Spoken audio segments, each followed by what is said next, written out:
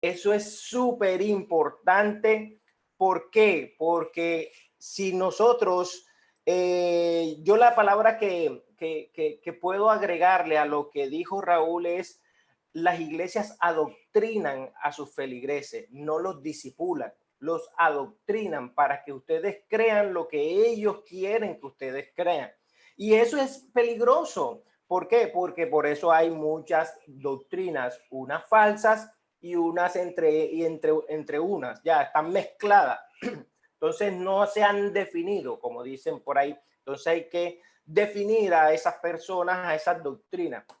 Y por lo tanto, tú y yo debemos aprender todo eso. Cuando yo estaba estudiando teología, a mí me gustó el maestro que me tocó, porque él me enseñaba todo. Él me decía, bueno, Wilson, las escrituras enseñan esto y esto. Unos creen esto, otros creen esto y esto. Yo no te voy a decir en cuál debes creer, pero todas esas cosas las habla la Biblia. Entonces uno debe entonces ser prudente y debe de tener el discernimiento para poder entender las escrituras y así también poder dar una buena defensa del evangelio. Con todo esto nosotros estamos creyendo, nosotros estamos estudiando lo que son las bases bíblicas, ¿verdad? Estamos estudiando lo que es nuestra confesión de fe. Y ya hemos visto varias cosas, ¿verdad? Y hoy tenemos las tres últimas. Antes de las cuatro últimas, sí, las cuatro últimas. Antes de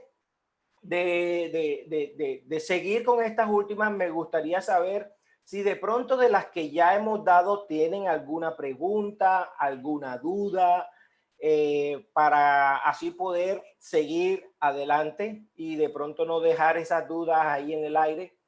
Quisiera saber si de pronto las tienen.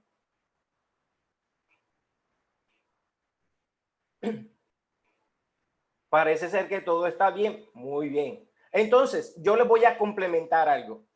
En el tema del bautismo y en el tema de la comunión, quiero ampliar esa parte, ampliarla en el sentido de que la Biblia... Wilson. Sí, dígame, Sammy. Dime, Sammy. Es que yo tenía, por ejemplo, un interrogante con respecto a los puntos de la confesión de fe, y en uno de los puntos dice, creemos en Satanás. Entonces no sé si está bien así, de que creemos en Satanás o creemos en la existencia de Satanás. Efectivamente, lo que acabas de decir. Efectivamente, creemos en la existencia de Satanás. No creemos en Satanás porque si no seremos satanistas. O sea, ahí de pronto habría que de pronto corregir el texto, ¿cierto? Muy buena anotación, sí, sí.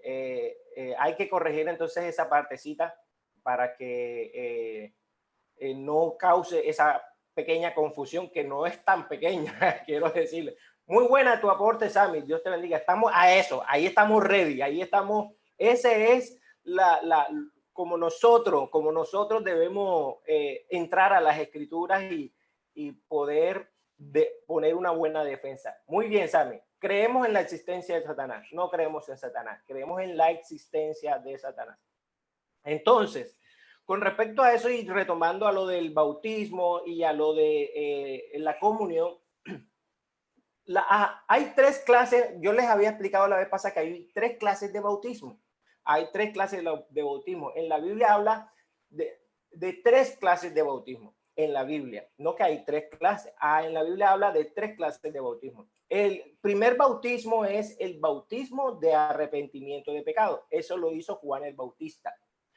Y ustedes lo saben que la Biblia dice que Juan el Bautista vino a preparar el camino del Señor, enderezar sus sendas. Y cuando él vino bautizando en agua diciendo, arrepentíos, pueblo de Israel, porque el reino de los cielos se ha acercado y viene uno mayor que yo. Estaba anunciando la venida de Cristo. Y ese bautismo es el bautismo de arrepentimiento.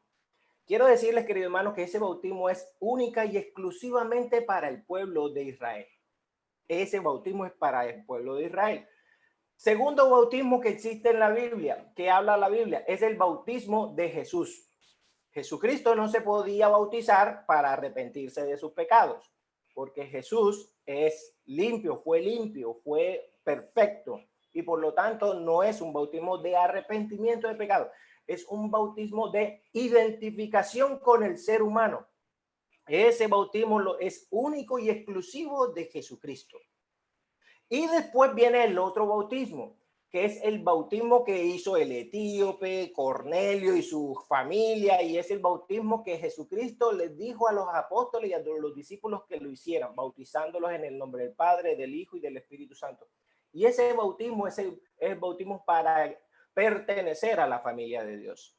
Ese bautismo no es de arrepentimiento de pecados, que cuando tú crees en Cristo te arrepientes y todo eso y te bautizas y entonces te perteneces a la familia de Dios. Entonces, estamos claros. Hay tres, esos son los tres bautismos que habla la Biblia. Ahora, la pregunta es, ¿cuál de los bautismos está correcto? Ya sabemos que el que diga, no es que yo me voy a bautizar con el bautismo de Jesús, ese man está perdido, porque esa es única y exclusivamente Jesús. Sin embargo, hoy día vemos que muchas iglesias predican el bautismo de Juan el Bautista. Es que hay que arrepentirse de sus pecados. Entonces la gente cuando se va a bautizar dice, Señor, me arrepiento de mis pecados, confieso a Cristo. Y entonces se bautizan. Ese bautismo, muchas personas dicen que uno lo hace cuando tenga el entendimiento y el conocimiento. Esa ideología no está mal, no está del todo mal, no está mal. Muchas iglesias lo hacen y muchas iglesias lo practican. ¿Qué pasa con eso? Que hace que la gente no se bautice porque tiene que arrepentirse de sus pecados. Eso es lo único malo de esa parte. Eso es lo único malo. Entonces mucha gente dice, no, es que yo no me puedo bautizar porque es que tengo que arrepentirme y hay cosas que todavía yo no he dejado. Entonces hay una serie de problemas, de obstáculos que le pone la gente. ¿Qué pasa con el bautismo el tercer bautismo, que es el de Cornelio y todas esas cosas, que es con respecto a pertenecer a la familia de Dios? En ese bautismo hay bautismo de infantes, de bebés. Hay bautismo de niños y hay bautismo de adultos. O sea, hay iglesias que lo hacen. Entre esas están las iglesias presbiterianas. Las iglesias presbiterianas son las iglesias que mejores doctrinas tienen aquí en todo el mundo. Inclusive nuestra iglesia, nosotros somos, nosotros tenemos esa ideología del presbítero. Sin embargo, el bautismo de infantes nosotros no lo practicamos. Ahora, si ellos lo hacen o no lo hacen, eso también está bien. Eso también está bien. Les voy a decir por qué. La gente dice, no, es que al niño o al bebé hay que bautizarlo cuando tenga entendimiento. Si los presbíteros, ¿en qué se basan para bautizar a los niños? Se van al Antiguo Testamento. En el Antiguo Testamento, Dios le dio la señal del pacto del pueblo de Israel para pertenecer al pueblo de Israel. Y la única manera para ser pueblo de Israel era circuncidando al niño. Entonces el niño se circuncidaba el 8º día para pertenecer al cuerpo de Israel. Entonces ahí podemos ver que el niño no necesitaba entender. El niño no necesitaba arrepentirse o hacer cualquier cosa para ser pueblo de Israel, sino que ya era incluido como pueblo de Dios. Y por eso se circuncidaba. Es por esa razón que los presbíteros y aún la iglesia católica, pero la iglesia católica con menos cosas, o sea, ellos no tienen ese entendimiento, pero los presbiterianos bautizan a los niños. ¿Por qué? Porque el bautismo es para pertenecer al cuerpo de Cristo, a la iglesia de Jesucristo. Entonces, por eso bautizan a los infantes. ¿Eso es bueno? Claro que es bueno. Se le hace parte al niño. Entonces, la pregunta es, sea que lo hagas de grande o sea que lo hagan para los niños, lo importante es que nos bauticemos. nos bauticemos, entendiendo estas dos cosas, estas dos vertientes que no son malas, no son malas. ¿Para qué les enseñamos esto? ¿Para qué yo les enseño esto? Para que ustedes puedan ver que hay dos maneras y que las dos maneras no están malas, no están malas. Para que si de pronto tú te encuentras con una persona que dice, es que yo no creo con bautismo de infante, ok, ¿por qué no crees? Te va a dar las razones, ok, qué bueno que sigas creyendo eso. Entonces, pero si hay otro que te dice, no, es que yo creo que podemos bautizar a los niños. Entonces esa persona tú no le puedes decir, no, es que eso no es bíblico, no le puedes decir eso porque la Biblia tampoco habla de eso. La Biblia habla de que pertenecemos al cuerpo de Dios y ya les he dado las razones bíblicas en las cuales varias personas hacen esas clases de bautismo. Entonces, ¿quedó claro esa parte o hay alguna pregunta? Perfecto. Ahora, hablemos de la comunión. La comunión del cuerpo y la sangre de Cristo. También hay varias cosas que uno debe tener en cuenta para poder analizar todo. En Corintios estamos hablando de que el que no discierne del cuerpo y la sangre de Cristo puede hasta morir por hacer algo que no está entendiendo, que no está discerniendo. Que no está discerniendo. Así es. Entonces, ¿qué pasa? Podemos entender, hay muchas personas que solamente la comunión la toman la gente que está bautizada, hay otros que solamente la puede tomar todo el mundo. Entonces nosotros debemos entender el panorama. Cuando hablemos del cuerpo y la sangre de Cristo, Jesucristo, la última cena, estaba compartiendo ¿qué celebración judía?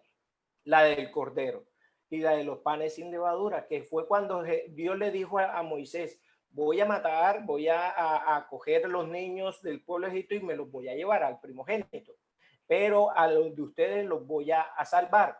Y entonces les dio una orden de requisitos. Ustedes van a, entonces a preparar el cordero, van a hacer esto, esto y esto, y le van a poner la sangre en los dinteles de sus puertas, y cuando el ángel de Jehová pase y vea la sangre, no va a ejecutar ese juicio de Dios. Y Dios le da una advertencia muy importante. Y en esa, a mí como maestro, me gustaría aplicarla. A mí personalmente me gustaría aplicarla, y es, y haz parte a toda tu familia. Que cuando el niño te pregunte, ¿y por qué estamos celebrando eso? Tú le expliques y le instruyas. Es que así pasó.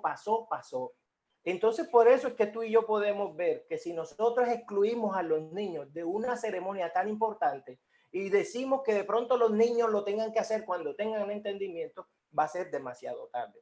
Al niño hay que incluirlo. Personalmente, eso es opinión de Wilson Valencia. Eso es opinión mía, por eso hago la salvedad.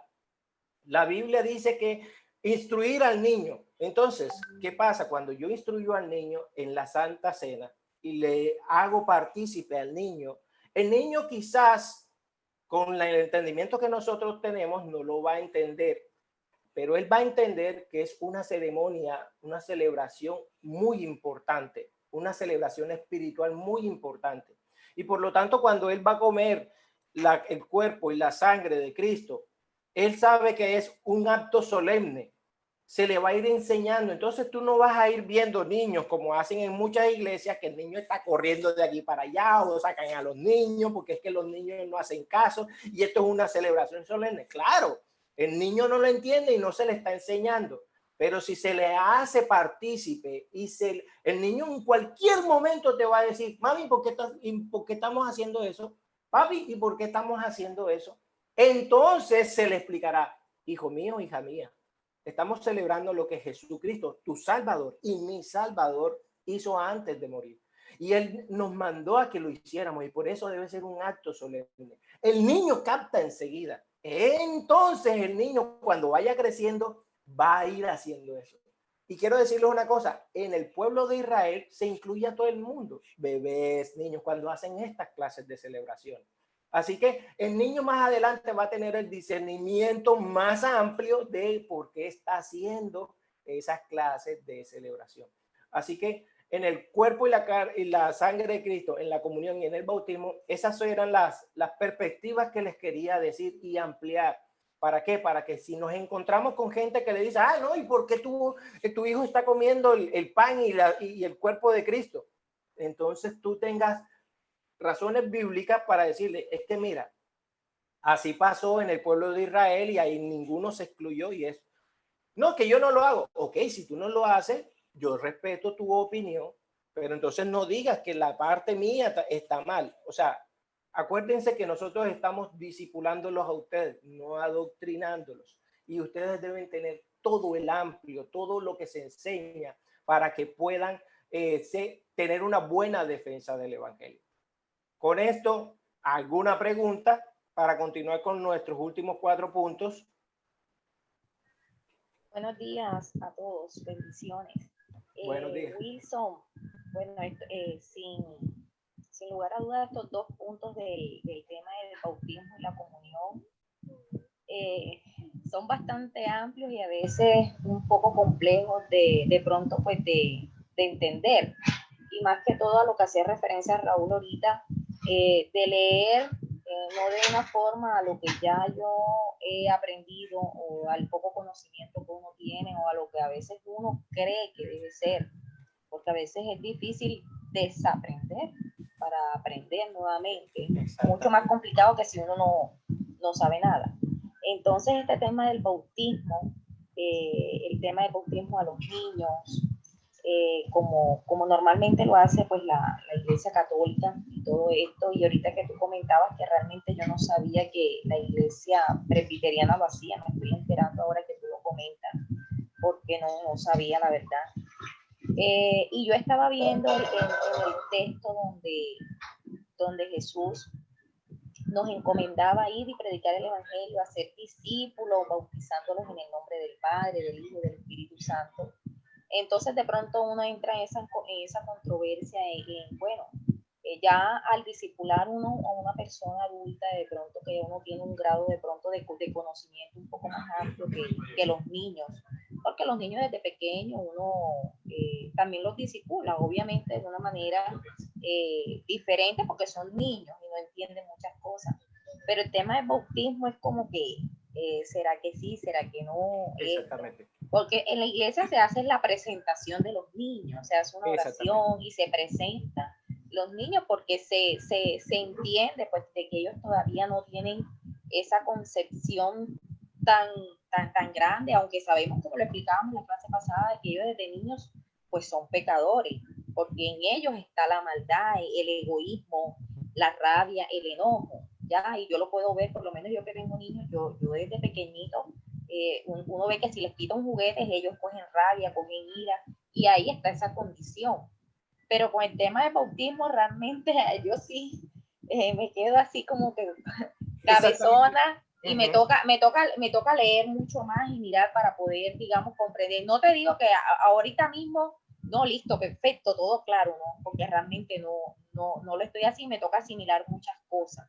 ¿Ya? Sí, excelente. Y me parece muy bien lo que vas a hacer. Me parece muy bien lo que vas a hacer. Entonces, ¿por qué me parece? Me parece muy bien lo que vas a hacer, ¿sabes? Cuando yo estaba estudiando estas cosas, uno entra en ese choque. Inclusive los bautistas también creo que bautizan a niños, a niños un poquitico mayores. Y entonces, cuando uno analiza el pasaje de Pedro y Cornelio, ¿te acuerdas Pedro y Cornelio? Que Pedro fue donde Cornelio por una visión que tenía Cornelio. Y entonces Pedro tuvo una visión donde veían animales impuros y Dios le decía mata y come. Entonces él decía yo no puedo comer eso porque eran animales impuros y Dios le decía no puedes llamar impuro a lo que Dios ha santificado. Y Pedro entonces fue a Cornelio. Cornelio era un gentil. Pedro, al predicar la palabra de Dios, el Espíritu Santo se derramó sobre ellos y empezaron a hablar todos en lengua, y todos los que fueron con Pedro quedaron asombrados en cómo también el Espíritu Santo se derramó sobre ellos. Y después terminó diciendo, ¿y qué impide que ustedes se bauticen? Y dice que toda la casa de Cornelio se bautizó. Nosotros no sabemos si había niños, que probablemente sí había. Entonces, y no sabemos si habían bebés, que de pronto sí o de pronto no. Pero cuando dice que todos ellos se bautizaron, es porque hicieron caso a que debemos ser bautizados. Es que el punto es, ¿tú te has bautizado? Si tú no te has bautizado, entonces tú y yo debemos tomar esa decisión de hacerlo por obediencia. Porque si nosotros decimos, es que yo me voy a bautizar, todavía no me bautizo porque es que todavía no me he alejado del mundo, eso es una mala concepción, que es lo que en muchas iglesias se utiliza. Y no, y es bueno que hagas eso. Hay que masticarlo, como decía por ahí una propaganda. Déjame masticarlo bien y ya después. Y es obvio, hay que hacerlo. Muy Wilson, bien. Sí, hola. dime, Jamisita. Bueno, sí, creo que todos debemos estar en esta misma controversia emocional, pero también pienso que independientemente de que en su momento tomemos la decisión para uno, para nuestros hijos, ya sea en la iglesia católica, en la iglesia cristiana, en la iglesia adventista, en la iglesia que sea, es saber el concepto de por qué me estoy bautizando. No me estoy bautizando porque es que cuando más adelante para casarme, entonces necesito la partida de bautismo, la partida de matrimonio, o sea, porque es un requisito social, legal, ¿por qué me estoy bautizando? Entonces es lo primero que hay que aclarar, que debemos nosotros tener claro qué es el bautismo, para qué me bautizo, por qué me bautizo, qué compone es eso de bautizarme, independientemente de qué iglesia estemos, y más tenerlo clara si la decisión que vamos a tomar la vamos a tomar por un tercero, que en este caso son nuestros hijos. Tener claro qué es el bautismo y para qué lo estoy haciendo. Exactamente, muy bien, excelente lo que acabas de decir, porque al niño, recuerden que la palabra de Dios dice que al niño hay que instruirlo, e instruirlo es no dejarlo que él tome su decisión. No, el niño hay que enseñarle lo que la palabra de Dios dice, porque si nosotros le decimos al niño, no, decide tú cuando estés más grande, no, el niño no tiene esa capacidad. Me parece excelente lo que acabas de decir, Jamisita. Así que, bueno, sigamos. Entonces, la otra es bueno, no sé.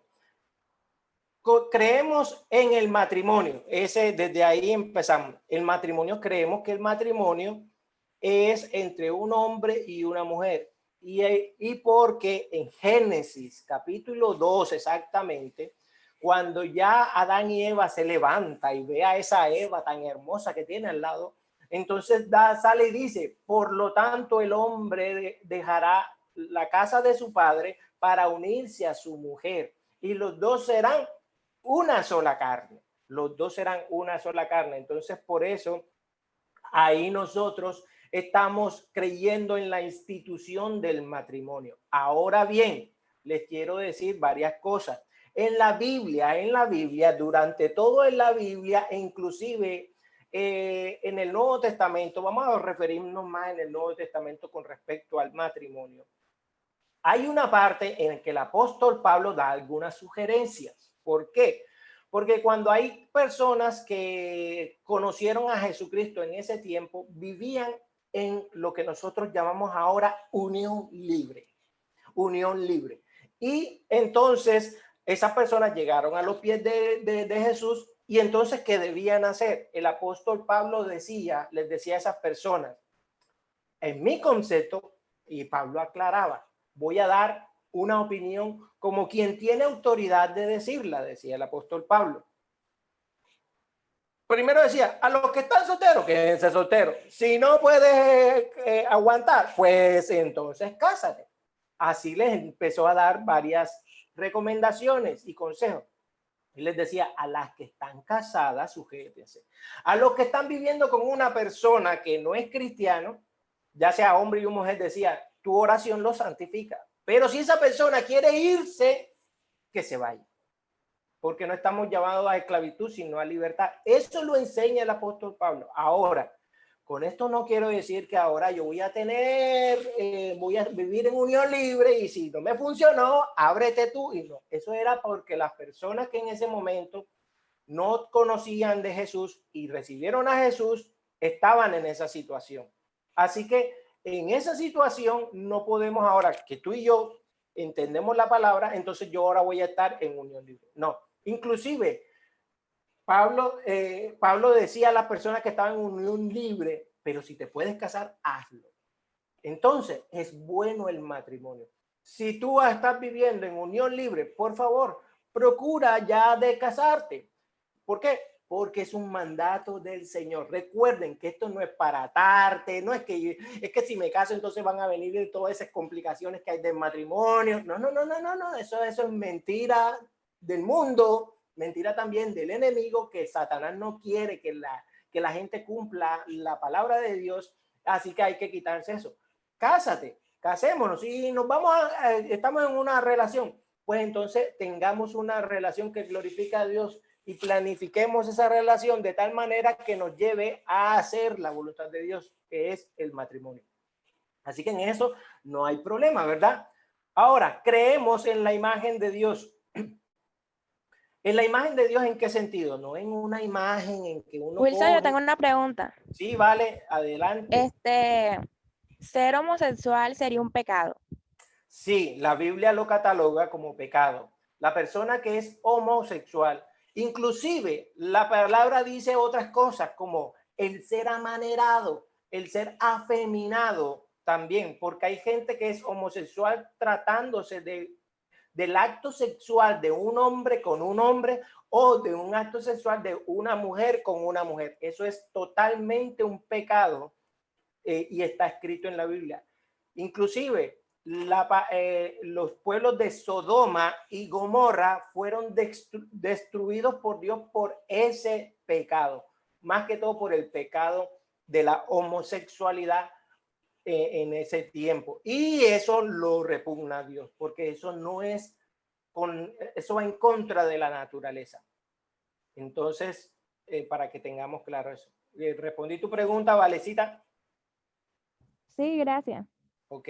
Por lo tanto, entonces es decir que hay que el matrimonio igualitario, que hay que no. Eso lo dice la ley. Pero aunque lo diga la ley de Dios lo condena. Así que nosotros por eso no estamos a favor de esa clase de relación. Que nosotros debemos amar a esas personas. Claro, la palabra de Dios nos dice, pero debemos a ellos mostrarles el camino que deben de seguir, guiarlos también en amor. Creemos en la imagen de Dios, no en una imagen como tienen otras personas. Es que esta es la imagen, es que yo tengo esta imagen para recordar a Jesús. No, eso es mentira, eso es mentira. Y si es así, Jesús no es como aparecen en las imágenes, ojos verdes, cabello, sí tenía el cabello largo, pero no sabemos si era cabello rasta, porque nosotros no sabemos. Así que no creemos en esa clase de imagen, pero sí creemos en que tú y yo somos creados a imagen de Dios. En eso sí. Por lo tanto, como dice así, creemos que todos los humanos son iguales en dignidad y valor, con la imagen de Dios desde el momento de la concepción, independientemente de su origen étnico o género. Entonces, todos somos, la iglesia dice, es que todos somos hijos de Dios. No, todos somos hijos, no todos son hijos de Dios. Algunos somos hijos, pero todos somos hechos creados con esa imagen de Dios. ¿Y cuál es esa imagen de Dios? Que tú y yo tenemos conciencia, que tú y yo tenemos y sabemos, aunque no sepamos la Biblia, cosas como hay cosas buenas y hay cosas malas. Sabemos que matar es malo, no nos tiene que decir la Biblia que matar es malo. Sin embargo, la Biblia nos afirma que eso sí es un pecado. Y sabemos que mentir es malo. Y tú y yo sabemos, no necesitamos que nos diga la Biblia eso. Sin embargo, la Biblia dice que mentir es malo. Entonces podemos ver que matar y mentir están en el mismo nivel de pecado delante de Dios. Pero nosotros como seres humanos decimos, es que matar es muy malo, por lo tanto nosotros debemos procurar matar menos, dice el mundo. Pero cuando dicen con respecto a la mentira, te dicen, ay, pero es que es una mentira piadosa. Y eso, entonces ahí es donde está lo malo, porque es que la mentira, aunque tenga el apellido de piadoso, sigue siendo mentira. Entonces creemos en eso, tenemos esa imagen de Dios, todo ser humano tiene esa imagen de Dios en el sentido que somos creación de Él. Creemos que hay un cielo y que hay un infierno. Creemos en eso. Entonces, ¿qué pasa? Nosotros creemos, porque la palabra de Dios nos dice, ustedes pueden ver en el Apocalipsis, que hay un cielo y que hay un infierno. Ese cielo y ese infierno, esos temas son controversiales porque hay mucha gente que dice, es que la gente se está yendo al infierno. En estos momentos no hay nadie en el infierno, queridos hermanos. La palabra de Dios dice que el único que va a estrenar el lago de fuego es Satanás. Él es el que lo va a estrenar. Y después va a ir todos sus ángeles y todos los que creyeron con él. En estos momentos, cuando la gente se muere, va a ir a un lugar que Jesucristo llamó el Hades. El Hades, que es donde está el seno de Abraham y está el lugar donde estaba el rico. ¿Se acuerdan? Rico y Lázaro. Que el rico estaba allá en un lugar de tormento diciendo, Señor, y podía ver a las personas de allá arriba. Están en el Hades. En el Hades es el lugar llamado de la muerte, donde todo el mundo va. Cuando ya Jesucristo venga y venga el juicio final, entonces dice la palabra de Dios, el Hades entregará a sus muertos y también los que están en el seno de Abraham y serán todos juzgados. Y cuando sean todos juzgados, el juicio final es que van a ir al infierno. Eso lo dice Apocalipsis. Ese se lo digo así por encima. Por favor, eso no es, ya Wilson dijo eso y eso, no, hay que estudiarlo, recuerden. Yo como maestro, yo soy maestro porque yo soy maestro en música. A mí me gusta enseñar. Y les enseño todas estas cosas, ¿para qué? Para que investiguen. Bacano cuando uno les dice estas cosas y bueno, vamos a ver si Wilson lo que está diciendo es verdad. Y es qué bueno que me digan, no, Wilson, la Biblia no dice porque yo encontré esto y de pronto yo estoy equivocado y tú me haces entender con las escrituras que no es así. Entonces, queremos decirle que creemos que hay un cielo y que hay un infierno. Independientemente si ahora la gente está en el infierno o no, la cuestión es, hay gente que va a ir para el reino de los cielos y hay gente que va a ir para el infierno. Jesucristo lo dijo claramente en el... Hice una pregunta. Sí, Teresita. Es que a mí me quedó una pregunta, a mí me quedó una duda en la complementariedad y el matrimonio. ¿Por qué se separaron? ¿Por qué los separaron? ¿Por qué los separaron? ¿Cómo así? ¿Por qué creemos en una, la complementariedad, y además también creemos en el matrimonio? ¿Por qué no está en uno solo? Bueno, ok. ¿Por qué no está en uno solo? Porque... ok, Jota. Yo le respondo porque eso tiene una diferencia técnica importante. Y también pudiera decirse por qué se separa de haber sido creados a imagen y semejanza de Dios. Bien, una cosa es el imago Dei y nosotros tenemos que entender que al haber sido creados a imagen y semejanza de Dios, todos somos iguales en dignidad delante de Dios, creyentes o no creyentes. La diferencia es que cuando ya tú eres creyente, tú ahora pasas a ser hijo de Dios y no creación. Ahora bien, Dios creó hombre y mujer, Dios los creó. Pero no los creó para ser iguales, los creó para ser diferentes, porque cada uno tiene unos roles, tiene un equipamiento, tiene unas capacidades, tiene un llamado bíblico completamente diferente y eso está escrito desde Génesis hasta el Apocalipsis. Entonces, lo que ha ocurrido con las doctrinas que se han equivocado es que han caído en un modelo que se conoce egalitarismo o igualitarismo, y el igualitarismo es lo que dice que en el orden de la iglesia, hombre y mujer son iguales, por tanto, la mujer también tiene el llamado a ser la líder pastora de la iglesia, lo cual no es así bíblicamente hablando, número uno. Número dos, el llamado de la mujer no es tampoco a ser líder del hogar porque el llamado es para el hombre, pero si en el hogar el hombre no tiene ni pies ni cabeza, ni responde, ni tiene los pantalones, a la mujer le toca asumir el liderazgo y eso es bíblico, pero el llamado fundamental al liderazgo es al hombre. Ahora bien, ¿qué significa complementarismo? Que hombre y mujer se complementan. ¿Por qué? Porque son roles y fuimos creados naturalmente para complementarnos. La única manera en la que nosotros nos multipliquemos bíblica, natural y biológicamente es hombre y mujer. Y así funciona todo lo que Dios ha creado, ¿no? Todo lo que Dios ha creado. Ahora que de pronto salga alguna cosa, pero es que hay unos animales que son hermafroditas y otra cosa, eso tiene que ver otra cosa, y estamos hablando de animales creados por el Señor y no estamos hablando del ser humano, que es completamente diferente a un animal que no es un ser humano. El ser humano nació con una dotación que es la siguiente: imagen y semejanza de Dios. Y ya eso dice muchísimo. Correcto. ¿Y por qué se separa ahora del matrimonio? Porque el matrimonio es una institución divinamente establecida y legalmente reconocida. Eso está desde Deuteronomio en adelante. Entonces, si nosotros no entendemos eso, no le vamos a dar el valor al matrimonio que debe tener. ¿Ve? El matrimonio bíblico no es una imposición, es decir, no todo el mundo tiene por qué casarse, porque no todo el mundo tiene el llamado al matrimonio. Pero lo cual no significa que uno deba vivir una vida como uno quiera y en fornicación y todo eso, sino una vida casta para el Señor. Realmente es lo que la Biblia dice, y Wilson lo explicaba bien desde la perspectiva de Pablo. Adicionalmente, porque la situación de Pablo era esta: Pablo era un misionero que estaba en peligro, y si él se lleva a su mujer y sus hijos, se los matan. Entonces, él estaba además siendo inteligente, y por eso dio esa enseñanza, ahí resumiendo el contexto geográfico, político e historiográfico del momento.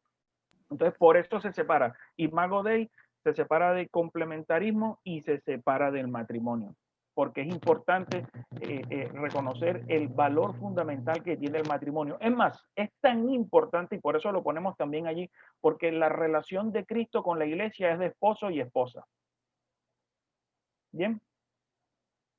Así es. Pastor, muchas gracias por la aclaración. Y en la Biblia hay registros de historias de personas que tuvieron noviazgo. Ese término de una relación antes del matrimonio existió en alguna parte de la Biblia. Literalmente no, pero lo que se implica es una relación previa al matrimonio, porque adicionalmente el matrimonio implica una toma de decisiones, ¿no? María y José, amor. Y bueno, y María y José, exactamente, podría verse como un ejemplo no literal de la palabra, pero ahí tenemos un caso. Sí, Jota, y además Pastor, el noviazgo no es como el noviazgo que nos impone, que sabemos que es del mundo. O sea, ese noviazgo que de pronto tenemos en concepción ahora es el noviazgo del mundo. No, el noviazgo bíblico es totalmente diferente. El hombre sigue en su casa, la mujer sigue en su casa. Si se ven es a distancia, como cuando uno tiene el coronavirus, a distancia. Entonces se ven, ya cuando es que inclusive ni se daban besos ni nada de esas cosas. Ya cuando es que ya hace lo del matrimonio, es que viene ya la otra parte que es física. Por ahí Leisa creo que levantó la mano. Pastor Will, hola. Hola, sí. Dale, Pastor J, hola. El pastor dijo que hay personas que no son llamados al matrimonio, pero que deben vivir una vida casta. Cuando dicen no somos llamados algunos al matrimonio, es o sea, no tienen pareja, no tienen noviazgo, no tienen, porque, o sea, ¿cómo vivo una vida casta si no me he casado? ¿Cómo vivo una vida casta si me enamoré y vivo con alguien? Lo que pasa es que si tú te enamoras, ya eso te va mostrando señal de que Dios ha puesto en ti el querer, y por lo tanto, si Él pone el querer, pone el poder para hacerlo. Ahora lo que viene acto seguido es: somos obedientes para hacerlo a la manera que Dios nos enseña que lo debemos hacer. ¿Me explico? Como en la obediencia está en eso que explica Will, que todos también lo sabemos, que los noviazgos de ahora no son los noviazgos incluso que vivieron nuestros papás, que no somos novios, sino que ya vivimos esa vida de pareja sin pasar por el conocernos y por el matrimonio y por todo eso. Ok, hay una mujer que es una de las mujeres más influyentes en los últimos 15 años para las mujeres.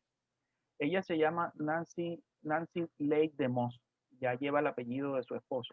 Y Nancy ella pensaba que si el tren la iba a dejar, y a los 50 años el Señor la llama a casarse. Y ella nunca se había enamorado, porque es que ella, pues, una mujer de Dios, una mujer que estaba muy metida en sus cosas, y no solo porque es una mujer de Dios, es que su vida era esa, eso fue lo que Dios le había configurado.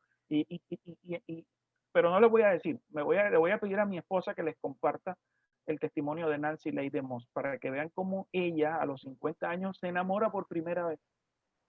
Es una vaina. Esta es la del ministerio de Aviva Nuestros Corazones. Exactamente, nosotros tenemos la relación ministerio y ya. Inclusive, Jota,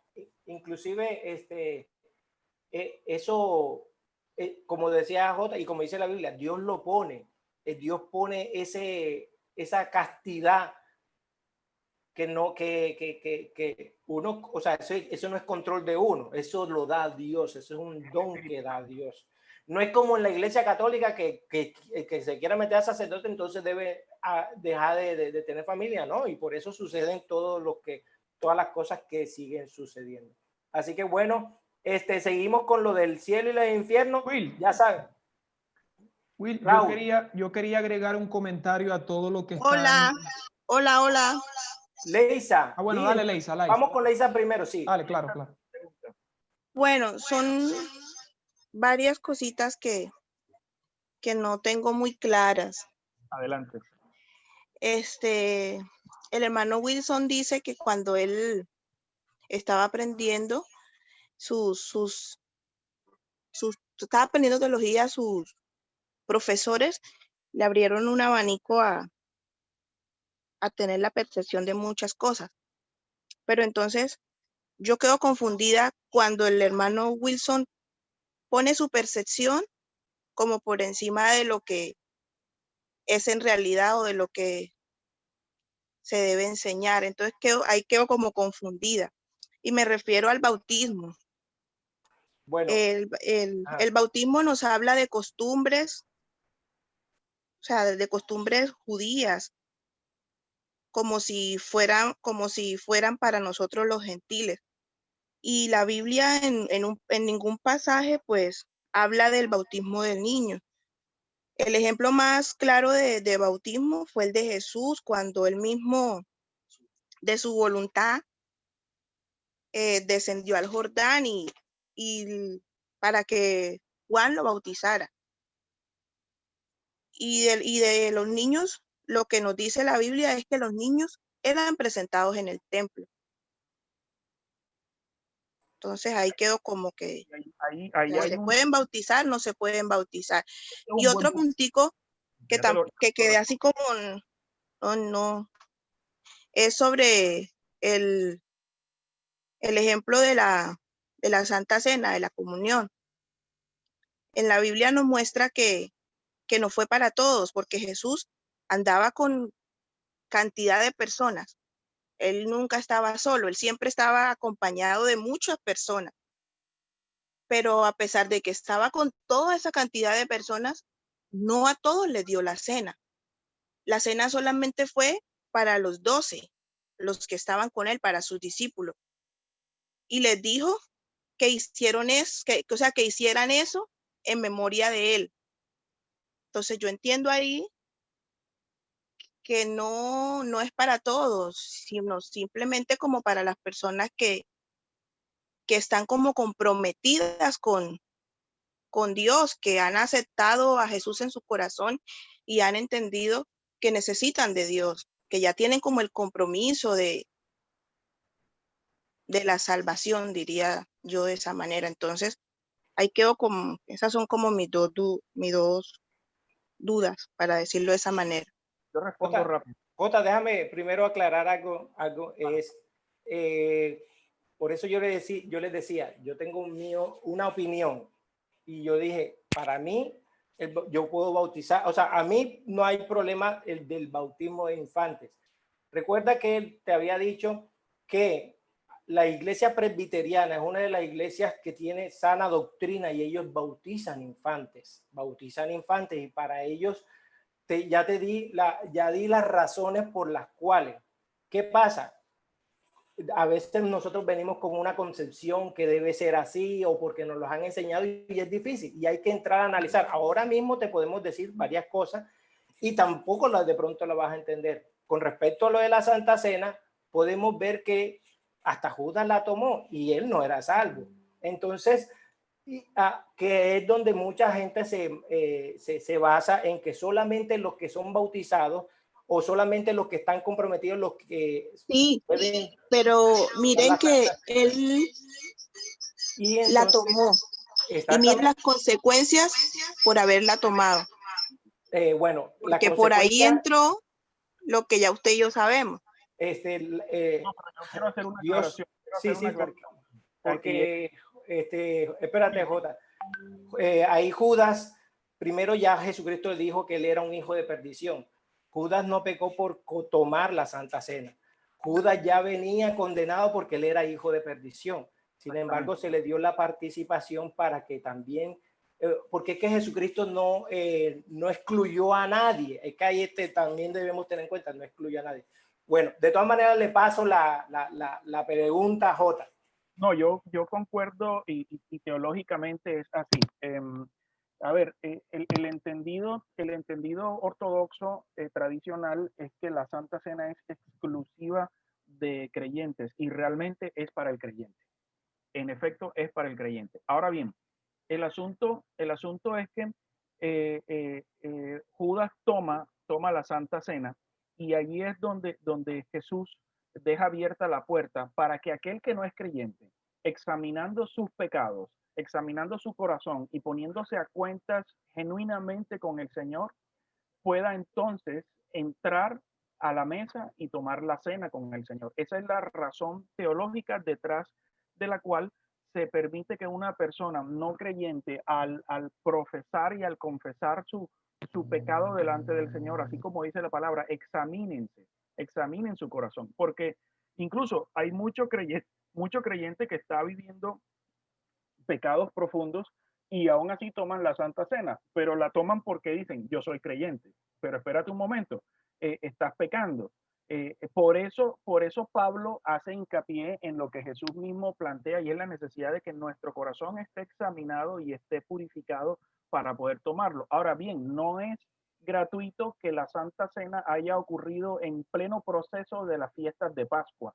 La Pascua lo que significa es un paso, como dicen los gringos, un passover, es decir, paso sobre algo, es un paso de un tiempo a otro, de un estado a otro.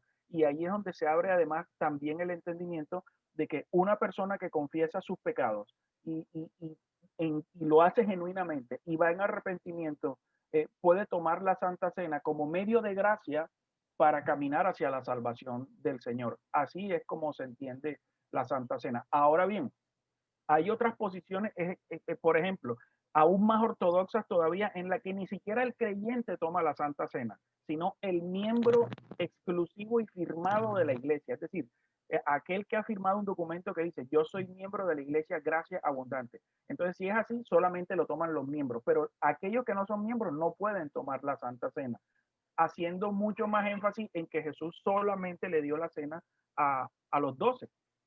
No sé si me hago entender. Entonces, esto no es un asunto histórico, es un asunto completamente bíblico. La palabra dice que aquel que confiese su pecado y declare que Jesús es su Señor y Salvador, él recibe la salvación. Él recibe la salvación. ¿Ven?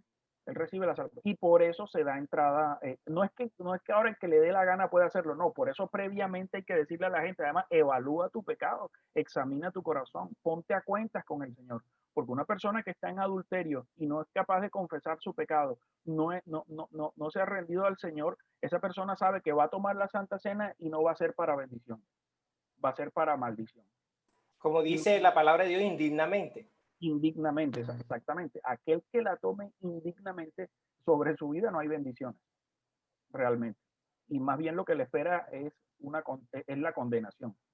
Entonces, esa es la razón teológica detrás de la Santa Cena. Que hay iglesias que lo cierran, sí, y hay unas que lo cierran más todavía también, y hay otras que lo hacen sin decirle a la gente esto ni qué significa, también. Pero la posición nuestra como Gracia Abundante es mostrarle a la gente, hay un pecado, y si tú estás en pecado y el pecado es no confesado, tú no puedes tomar la Santa Cena, tú tienes que ponerte a cuentas con el Señor. Y una vez tú te pones a cuentas con el Señor, tú puedes tomar la cena del Señor y caminar con Él. Y bueno, los testimonios se han visto, ¿no? Esto no es una práctica de Gracia Abundante, realmente es la práctica extendida a nivel mundial, además históricamente hablando, en lo que hace referencia a iglesias de sana doctrina. Así es.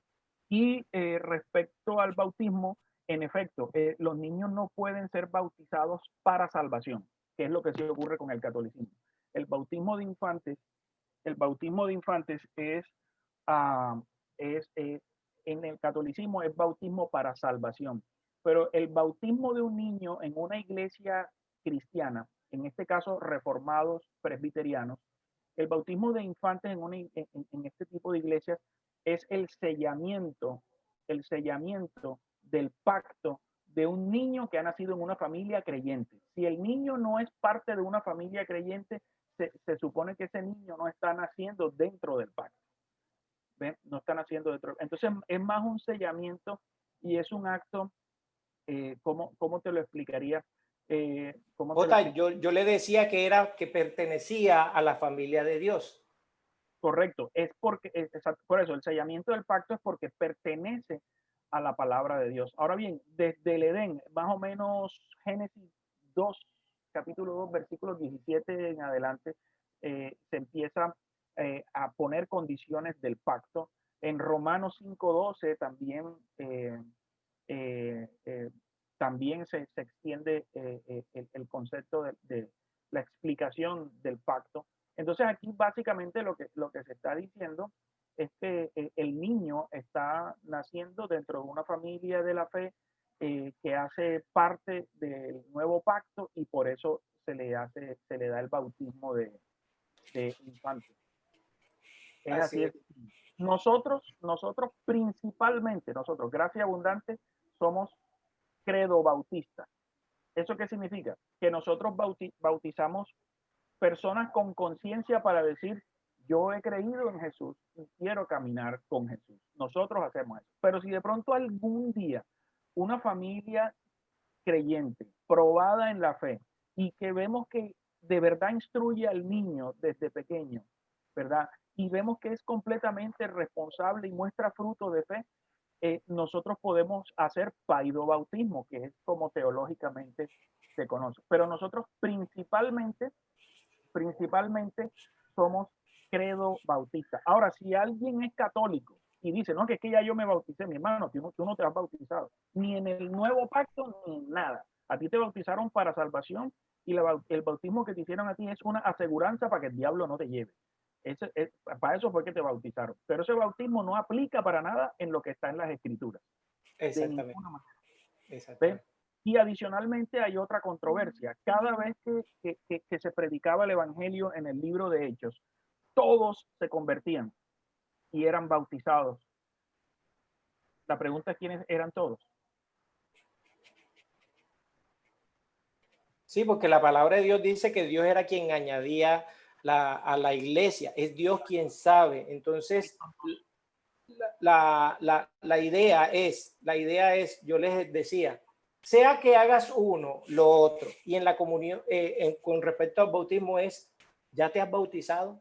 Tú que estás recibiendo este conocimiento y ya sabes y tienes un prontuario en la iglesia cristiana y estás aprendiendo, ya hemos obedecido al mandato del bautismo, entonces ahí es donde nos debemos pellizcar y lo hacemos por obediencia. En cuanto a la comunión, en la comunión a veces uno tiene en cuenta de que, oye, yo tengo que confesar mi pecado, pero recuerda que para Dios tanto el pecado de matar como el pecado de la mentira es lo mismo.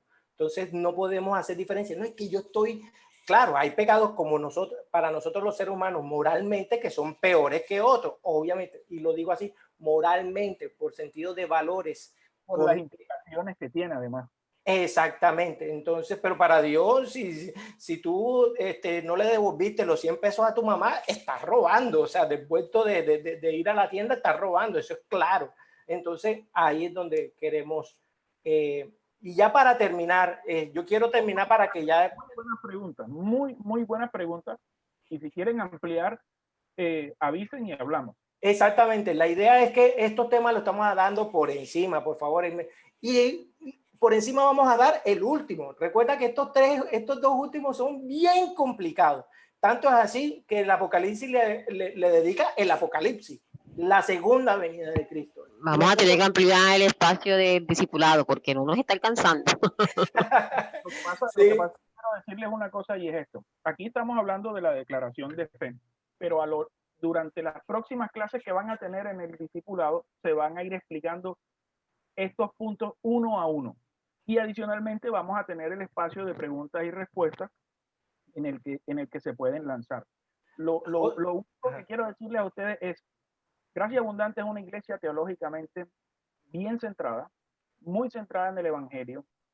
Eso yo les diría ni dudarlo. Y la única manera en que ustedes pueden confrontarlo es no solo yendo a la Biblia, sino haciendo el estudio hermenéutico correcto de lo que está en las Escrituras para que lo podamos hablar. Eso fue lo que hicieron los hermanos en Berea. Ellos no solo leían la Biblia, sino que la estudiaban hermenéuticamente de manera correcta.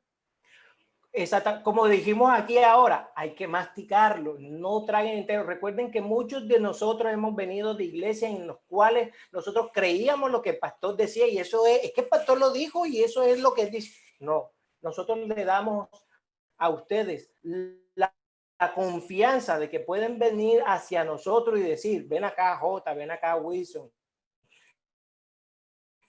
Yo no estoy de acuerdo en eso. Y nos sentamos. Porque el hecho de que no estemos de acuerdo no quiere decir que estamos peleando. Wilson. No, eso también hay que quitarlo, ¿no? Hermanos, amigos, Dios les bendiga. Yo fui uno de los que salió de la anterior clase de discipulado y yo quiero invitarles a que efectivamente tomen todo lo que se recibe acá. Yo era uno de los que, así como dice Wilson, creíamos todo lo que la persona que está al frente nos dice y era la ley. Cuando el pastor hablaba era la ley. Pero hoy en Gracia Abundante, por la gracia del Señor, Dios nos ha traído a Gracia Abundante, a mí y ahora a mi esposa Leisa, que está también recibiendo este discipulado, y tenemos la opción de aprender en realidad cómo es la palabra del Señor, cómo funciona en realidad esto. No tanto viendo el misticismo con el que veía uno antes la palabra de Dios, que veía uno demonio en cada pared, no, sino metiéndole la lógica que en realidad debe tener esto del aprendizaje de la palabra. Yo les quiero invitar a que lean, vayan a YouTube, vean videos, analicen, cuestionense todo, porque así como dice el pastor, así hacían los cristianos de Berea. No se quedaban con lo que decía la persona que estaba enseñando, que estaba enfrente predicando. Ellos se encargaban de a ver si era verdad lo que se estaba diciendo y después, sin formar ningún tipo de escándalo, ningún tipo de desorden, se le iban a esa persona cerquitica y a preguntarle, vea pastor, yo mire esto, yo leí esto, yo entiendo esto o estoy confundido en esto. Entonces los invito, mis hermanos, esto es un enriquecimiento grande para nuestras almas, el conocer la palabra del Señor de esta manera. Les invito a que continuemos con esto que es una gran bendición. Así es. Y además de eso, quiero decirles que ustedes como discipulados después van a entrar a uno que es de teología. O sea, queremos que ustedes se sigan teniendo más herramientas, porque entre más herramientas, recuerden, mire, cuando uno hace el discipulado y uno empieza a estudiar, uno empieza a dejar de ser como el caballo cochero. Es que el caballo cochero solamente lo que me enseñaron es así, no, pero ya cuando uno le quitan, uno, es que hay esto, y entonces, claro, ¿en qué causa en nosotros? No, pero es que yo no estoy de acuerdo. No es que estés de acuerdo, sino es que la palabra de Dios lo enseña. Y ya para terminar, que ya estamos terminando ya hace 10,000 veces, la venida de Cristo. Hermanos, Jesucristo viene por segunda vez. Eso no es un cuento de hadas. Eso no es que eso lo dijeron desde hace rato y todavía no ha venido. Pues entonces Dios te está dando la oportunidad de que te sigas arrepintiendo de esa clase de pensamiento porque Él sí va a venir. Entonces, los últimos tiempos empezaron desde que Jesucristo vino. Esos son los últimos tiempos. Y ahora se está acercando más la segunda venida de Cristo. Y esto no es un cuento de hadas, ni nada de esas cosas, ni muchas cosas. Entonces, creemos que Cristo va a venir por segunda vez. Y esas clases de enseñanza se van a profundizar más adelante. Y Jesucristo va a venir a reinar también. ¿Que Jesucristo va a venir antes de la tribulación, durante la tribulación, después de la tribulación? Pues le vamos a dar esas tres perspectivas que hay y que la gente piensa. Y ya entonces tú verás si crees antes, durante, después. La cuestión es que viene y tú y yo debemos estar preparados para eso. Así que creemos en todas estas cosas y Jesucristo viene por segunda vez. Eso es la base de nuestra fe. Si nosotros no creemos que Jesucristo viene, vana es nuestra predicación y vana es toda esta cosa que estamos haciendo. Así que ustedes preguntarán, perdóname, Will, y ustedes preguntarán, ¿y cuál es la posición escatológica de ustedes? Yo les diría que nuestra posición escatológica es que Jesucristo viene. Exactamente. No nos queremos agarrar de nada. Yo, en lo personal, y nuestra declaración de fe es de corte amilenialista, pero entonces ya tengo que explicarle qué es el amilenialismo, qué es el premilenialismo, qué es el postmilenialismo, de qué se trata todo esto, cómo se explica esto desde los diferentes sistemas teológicos, y ustedes se van a pegar una enredada. Hasta Entonces, más. Y eso no es de una sola clase, y eso no es de una sola clase. Exactamente. Entonces, Jesucristo decía lo siguiente: maestro, pero ¿cuándo van a ocurrir estas cosas? Y él decía, solo el Padre sabe. Entonces, nosotros como iglesia tomamos la siguiente decisión: Jesús regresará. Y tenemos que prepararnos para eso, y tenemos que vivir solo para su gloria, soli deo gloria. Exactamente. Glorificarlo. Y Dios puede venir a tu vida. ¿Cómo? ¿Cómo puede venir Jesucristo por segunda vez? Que se manifieste y todo el mundo lo vea como dice la palabra de Dios. O que Dios diga, hoy es tu día de venir para acá y nos vayamos con él. Pero entonces, ¿estamos preparados para eso, ya sea que sea hoy o más adelante? Eso es lo que tú y yo debemos tener en cuenta. Debemos estar preparados porque Jesucristo viene por segunda vez. Queridos hermanos, fue un placer tener esta clase número 2 con ustedes. Y bueno, espero seguir teniendo la oportunidad, que el Señor me los continúe bendiciendo. Sé que ahora salen con más preguntas que quién sabe, y eso sí es bueno. Eso es bueno. ¿Por qué? Porque ahora tú vas a verificar en las escrituras si ese Cambito que está allá me está echando mentira o no me está echando mentira. O si J que está hablando allá me está echando todo. Recuerden, hermanos, seamos como los de Berea. Queremos quitarle de su mente de que los que estamos predicando somos los que tenemos la última palabra. Por favor, ya vayan quitándose eso, Bien, en este grupo lo que hay es un bereano. Quiero decirles que probablemente a finales del mes de enero, que es algo que hemos hecho en otros momentos, les enseñaremos cómo se debe estudiar correctamente la Biblia.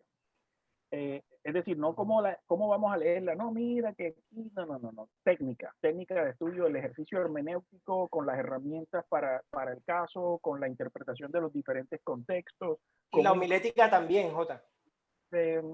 Sí, puede ser también la homilética para que ustedes puedan enseñar. Para que puedan enseñar lo que aprenden. Y de repente usted dirá, no, pero a mí me lo enseñaron. Pues yo le aseguro que cuando usted vea lo que le vamos a mostrar, no. Se lo aseguro. Y se lo digo. Y se lo decimos con mucha humildad, ¿verdad? Porque es que yo conozco a Jota, venimos de iglesias que dicen tener un estudio y la verdad es que son terriblemente malísimos, y lo que hacen es adoctrinar a la gente y no disipulan. Eso es lo importante, que queremos que ustedes entiendan eso. Raúl inició con eso diciendo, ojo, nosotros no debemos quitarnos todas esas cosas que ya nos vinieron adoctrinados, porque nosotros tenemos que ver a la luz de las escrituras. Y nosotros tampoco vamos a decir, no, es que esto es lo de nosotros. No, nosotros no les vamos a imponer las cosas, queridos hermanos. Y si alguna vez lo estamos haciendo, háganoslo saber, porque eso es algo que está en la naturaleza de la persona que enseña, de nosotros que enseñamos. Eso es algo natural, porque eso es un pecado, porque queremos imponer las cosas nuestras. Por favor, tengan la libertad y la confianza. Nosotros no nos vamos a molestar, y si nos molestamos, pues peor aún. ¿Por qué? Porque debemos ser personas enseñables. Y nosotros no nos las creemos todas, y tampoco nosotros somos el Papa. Así que, por favor. Gracias a Dios que no. Sí, los amamos y queremos que tengan esa confianza. Les abrimos la confianza, y yo sé que Raúl y Jota están de acuerdo conmigo. Háganos saber las cosas, hablen con nosotros. Nosotros, Dios nos ha puesto, y a Jota también les ha dicho, de que nosotros los estamos cuidando a ustedes. Y quiero decirles que nosotros nos jalamos la oreja entre nosotros mismos. ¿Por qué? Porque también nosotros nos cuidamos entre nosotros. Y nosotros, si nos cuidamos, ya después los cuidamos a ustedes. Y eso es lo que queremos, que también ustedes nos cuiden a nosotros. No que, como dicen los pastores de falsa doctrina, es que ustedes nos deben cuidar a nosotros, y es que con plata, suelta la plata. No. Por favor, somos una familia, y en amor los estamos cuidando a ustedes, y por eso también queremos que en amor nos cuiden a nosotros. Así que bueno, ya va a empezar el servicio, nos pasamos. ¡Ay, Dios santo! Vamos a orar. Me voy, chao. Bueno, chao, Jota. por favor, si tienen preguntas, escriban con toda confianza y hablamos. Si quieren, así es, así es. Se les pasa toda la literatura que necesiten y si quieren que se les dedique tiempo para